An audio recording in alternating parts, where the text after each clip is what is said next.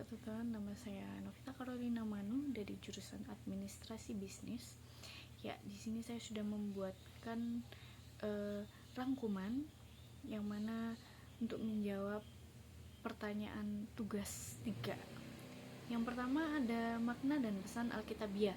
Di sini saya dapat 2 makna. Yang pertama, Allah mengenal dan mengasihi kita secara pribadi, di mana terdapat di Mazmur 139 ayat 1 sampai 4. Nah, di lagu ini Allah itu sebagai pribadi yang benar-benar mengenal isi hati kita, bahkan sebelum kita berdoa maupun kita berbicara.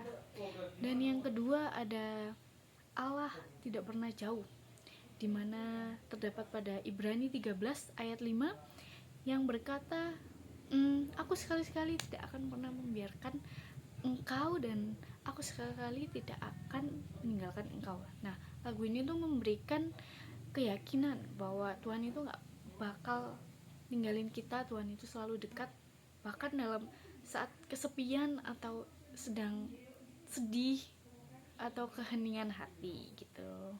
Selanjutnya ada dampak positif bagi kesejahteraan masyarakat. Nah, di dampak positif dan kesejahteraan masyarakat ini saya ada 2. Yang pertama, pemulihan batin dan ketenangan jiwa. Nah, lagu ini tuh dapat menjadi alat pemulihan emosi, ya khususnya emosi bagi orang-orang yang merasa tidak dimengerti di dunia. Mendengarnya itu memberi ketenangan dan harapan gitu. Dan yang kedua menumbuhkan rasa damai dan aman. Nah, jadi melalui penghayatan lagu ini orang-orang tuh bisa merasa kasih dan damai Tuhan. Orang-orang bisa mengalami kesejahteraannya Tuhan, baik jasmani, rohani, mental. Dan ya, orang-orang melalui lagu ini tuh bisa merasa aman dan damai.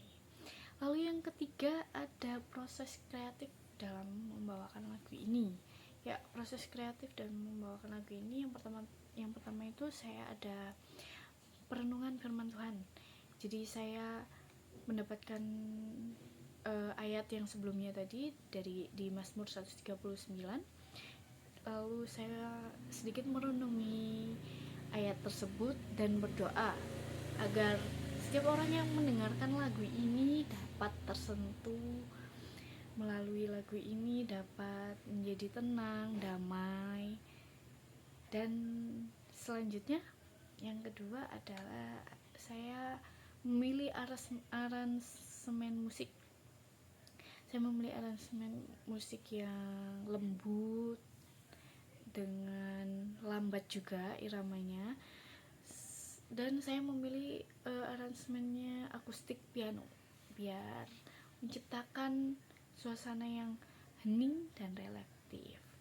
Lalu yang ketiga ada pemanfaatan dalam pelayanan. Jadi di lagu ini tuh cocok buat dibawakan saat teduh, saat retreat, acara retreat bareng-bareng teman-teman. Itu seru banget sih. Untuk ibadah penghiburan juga bisa. Jadi sekian presentasi dari saya, kurang lebihnya saya mohon maaf. Terima kasih. Shalom.